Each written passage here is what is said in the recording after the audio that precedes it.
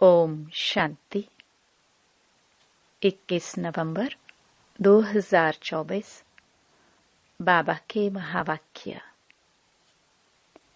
मीठे बच्चे, तुम्हें अब टीचर बन सबको मन वशीकरण मंत्र सुनाना है।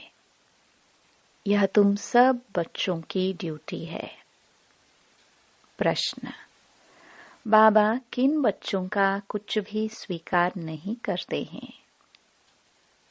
उत्तर: जिन्हें अहंकार है, मैं इतना देता हूँ, मैं इतनी मदद कर सकता हूँ।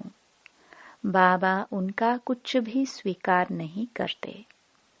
बाबा कहते, मेरे हाथ में चाबी है, चाहे तो मैं किसी को गरीब बनाऊं, चाहे किसको साहूकार बनाऊं। यह भी ड्रामा में राज है।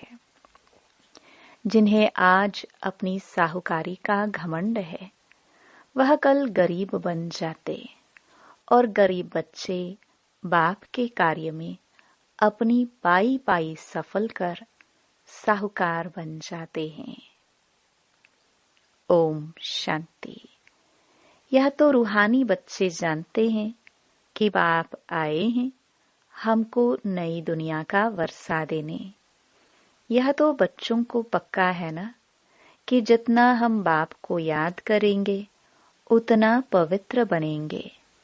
जितना हम अच्छा टीचर बनेंगे उतना ऊंच पद पाएंगे। बाप तुम्हें टीचर के रूप में पढ़ाना सिखाते हैं, तुमको फिर औरों को सिखाना है। तुम पढ़ाने वाले टीचर जरूर बनते हो, बाकी तुम कोई का गुरु नहीं बन सकते हो, सिर्फ टीचर बन सकते हो। गुरु तो एक सतगुरु ही है, वह सिखलाते हैं। सर्व का सतगुरु एक ही है, वह टीचर बनाते हैं। तुम सबको टीच करके रास्ता बताते रहते हो मन मनाभव का। बाप ने तुम्हारे पर यह ड्यूटी रखी है कि मुझे याद करो और फिर टीचर भी बनो। तुम कोई को बाप का परिचय देते हो तो उनका भी फर्ज है बाप को याद करना। टीचर रूप में सृष्टि चक्र की नॉलेज देनी पड़ती है। बाप को जरूर याद करना पड़े। बाप की याद से ही पाप मिट जाने हैं। बच्चे जानते हैं हम पाप आत्मा हैं, इसलिए बाप सबको कहते हैं अपने को आत्मा समझ बाप को याद करो तो तुम्हारे पाप मिट जाएंगे। बाप ही पतित पावन है। युक्ति बताते हैं, मीठे बच्चे तुम्हारी आत्मा पतित बनी है, जिस कारण शरीर भी पतित बना है। पहले तुम पवित्र थे, अभी तुम अपवित्र बने हो। अब पतित से पावन होने की युक्ति तो बहुत सहज समझाते हैं। बाप को याद करो तो तुम पवित्र बन जाएंगे। उठते बैठते चलते बाप को याद करो।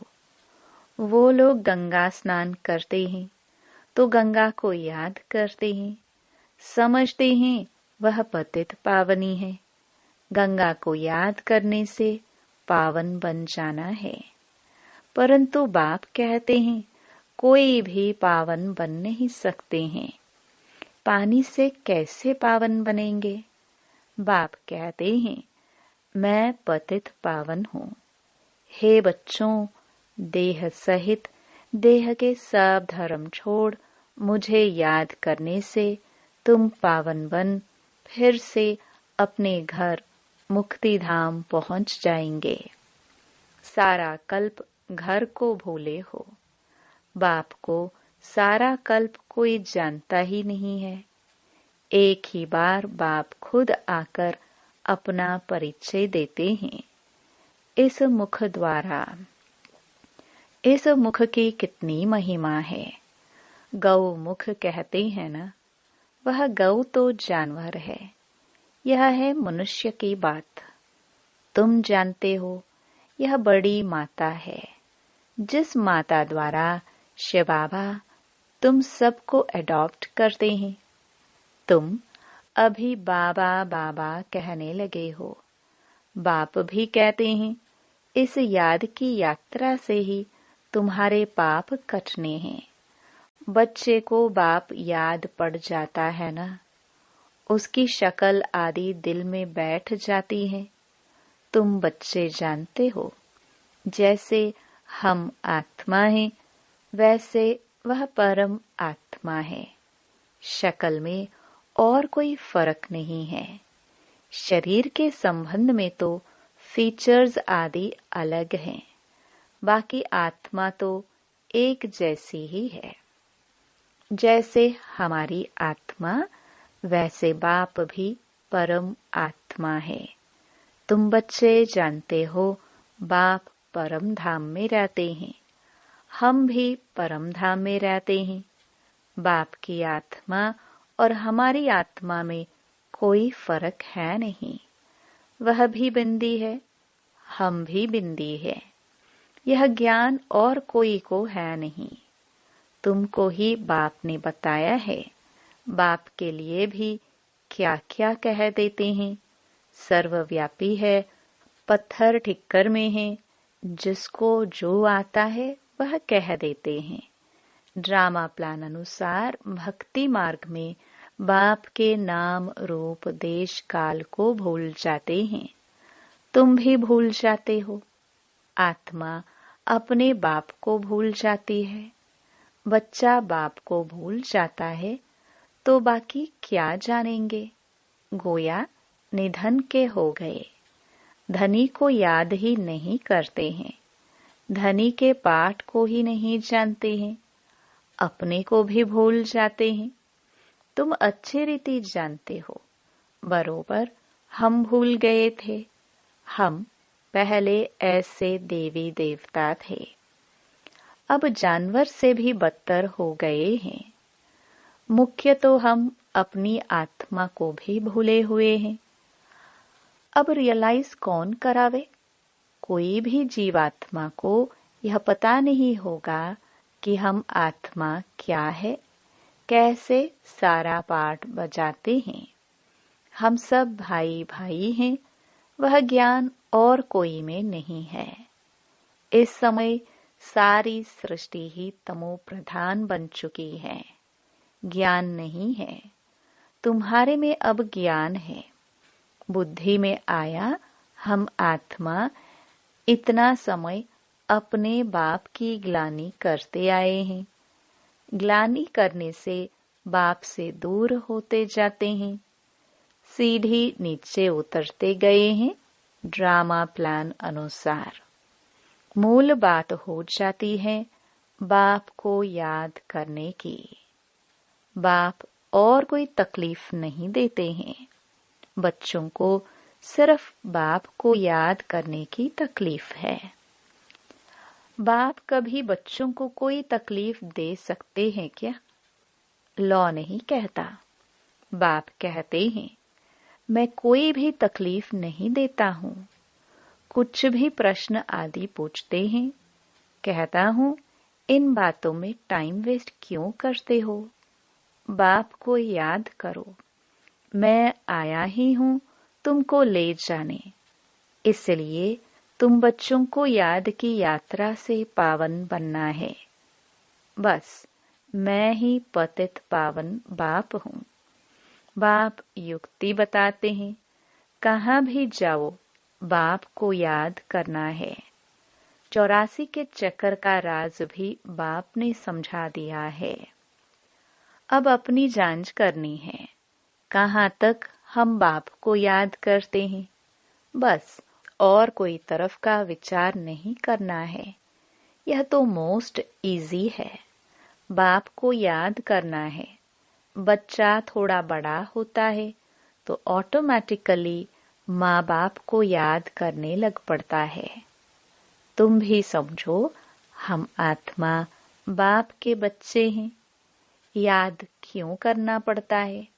क्योंकि हमारे ऊपर जो पाप छड़े हुए हैं वह इस याद से ही खत्म होने हैं। इसलिए गायन भी है, 1 सेकंड में जीवन मुक्ति। जीवन मुक्ति का मदार पढ़ाई पर है और मुक्ति का मदार याद पर है। जितना तुम बाप को याद करेंगे और पढ़ाई पर ध्यान देंगे तो ऊंच नंबर में मर्तबा पाएंगे। धंधा आदि तो भल करते रहो, बाप कोई मना नहीं करते। धंधा आदि जो तुम करते हो वह भी दिन रात याद रहता है ना। तो अब बाप यह रूहानी धंधा देते हैं, अपने को आत्मा समझ मुझे याद करो और 84 के चक्कर को याद करो। मुझे याद करने से ही तुम सतो प्रधान बनेंगे। यह भी समझते हो, अभी पुराना चोला है, फिर सतो प्रधान नया चोला मिलेगा। अपने पास बुद्धि में तंत्र रखना है, जिससे बहुत फायदा होना है। जैसे स्कूल में सब्जेक्ट तो बहुत होते हैं, फिर भी इंग्लिश पर मार्क अच्छी होती हैं, क्योंकि इंग्लिश है मुख्य भाषा। उन्हों का पहले राज्य था, इसलिए वह जास्ती चलती है। अभी भी भारतवासी कर्जदार है। भल कोई कितने भी धनवान हैं, परंतु बुद्धि में यह तो है ना कि हमारे राज्य के जो हेड्स हैं वह कर्जदार हैं। गोया हम भारतवासी कर्जदार हैं। प्रजा जरूर कहेंगी ना हम कर्जदार हैं। यह भी समझ चाहिए ना। जबकि तुम राजाई स्थापन कर रहे हो, तुम जानते हो हम सभी इन सब कर्जों से छूटकर सॉल्वेंट बनते हैं। फिर आधा कल्प हम कोई से भी कर्जा उठाने वाले नहीं हैं। कर्जदार पतित दुनिया के मालिक हैं। अभी हम कर्जदार भी हैं, पतित दुनिया के मालिक भी है। हमारा भारत ऐसा है। गाते हैं ना, तुम बच्चे जानते हो हम बहुत साहूकार थे, परिजादे परिजादिया थे, यह याद रहता है। हम ऐसे विश्व के मालिक थे, अभी बिल्कुल कर्जदार और पतित बन पड़े हैं। यह खेल की रिजल्ट बाप बतला रहे हैं। रिजल्ट क्या हुई है? तुम बच्चों को स्मृति आई है। सतयुग में हम कितने साहूकार थे। किसने तुमको साहूकार बनाया? बच्चे कहेंगे, बाबा आपने हमको कितना साहूकार बनाया था। एक बाप ही साहूकार बनाने वाला है। दुनिया इन बातों को नहीं जानती। लाखों वर्ष कह देने से सब भूल गए हैं, कुछ नहीं जानते हैं। तुम अभी सब कुछ जान गए हो।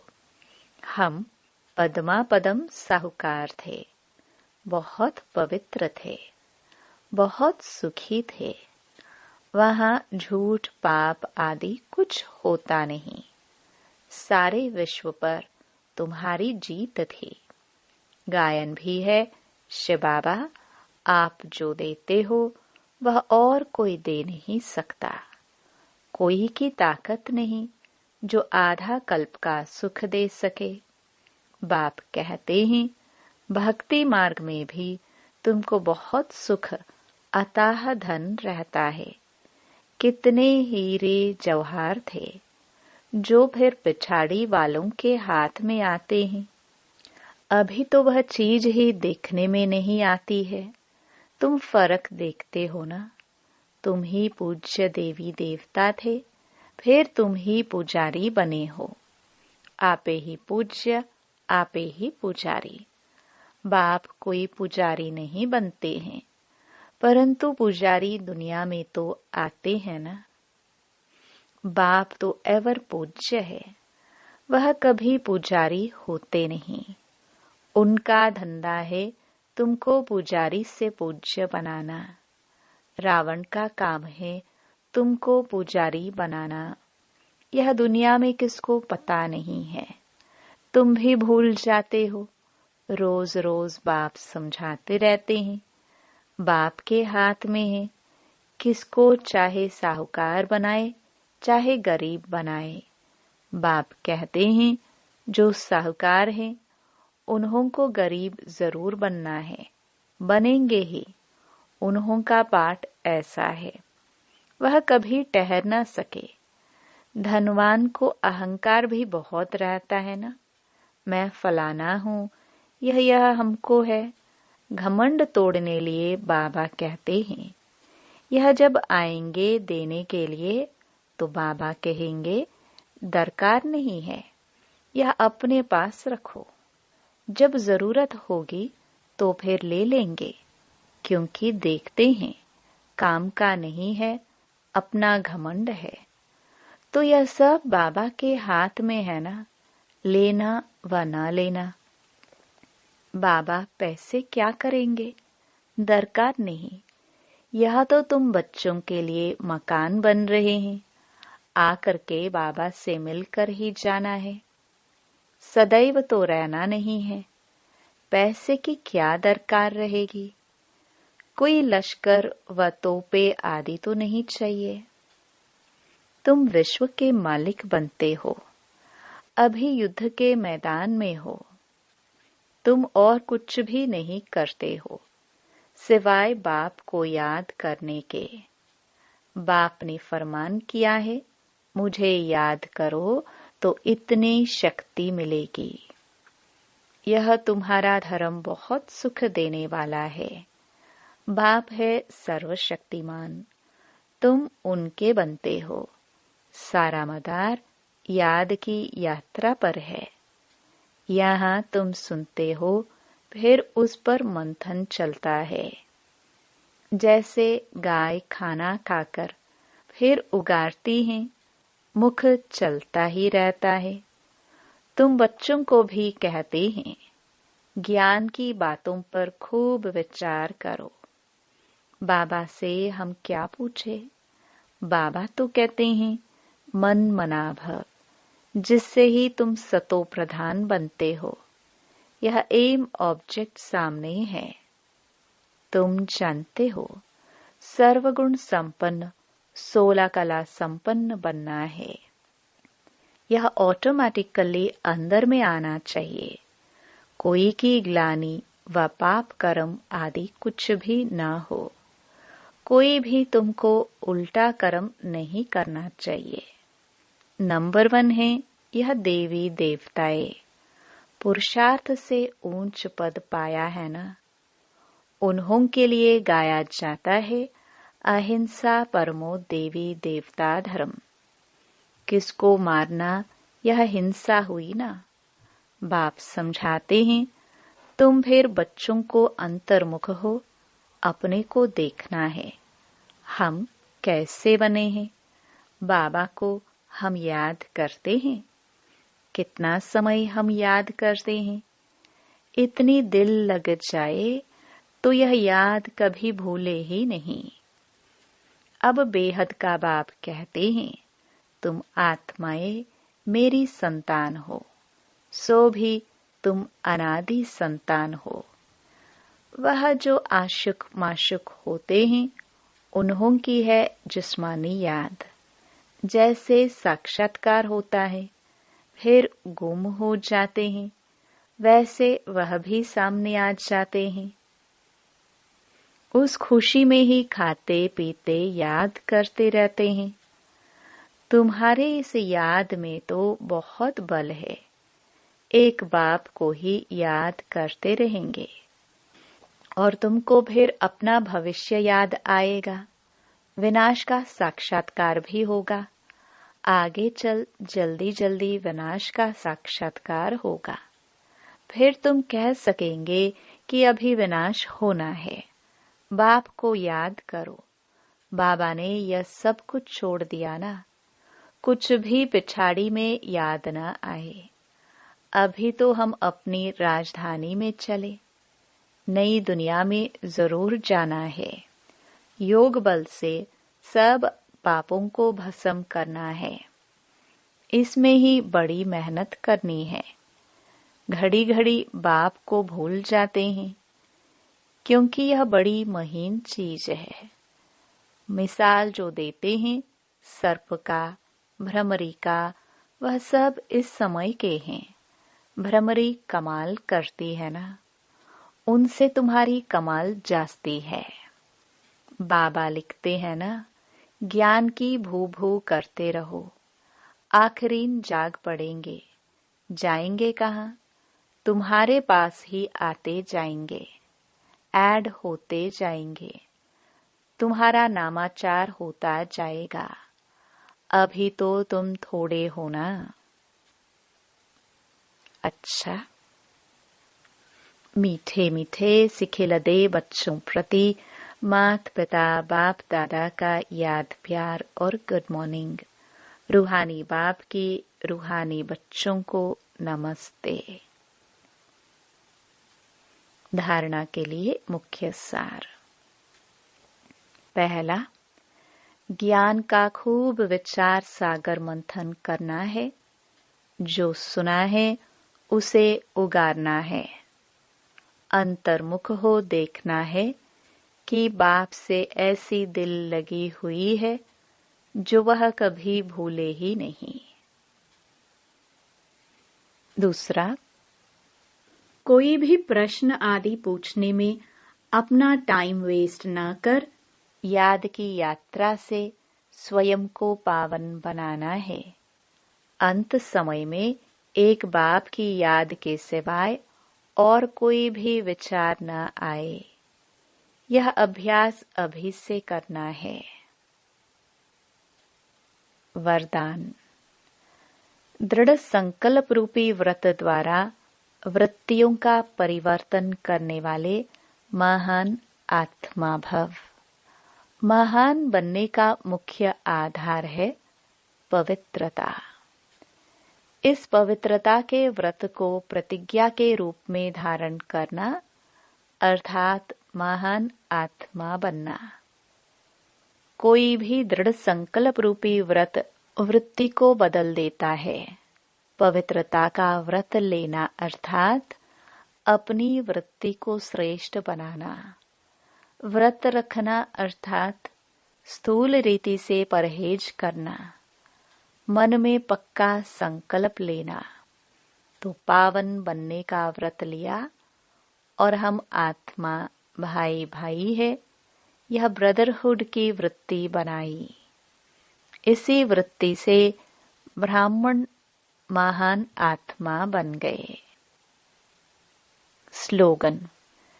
व्यर्थ से बचना है तो मुख पर दृढ़ संकल्प का बटन लगा दो। ओम शांति।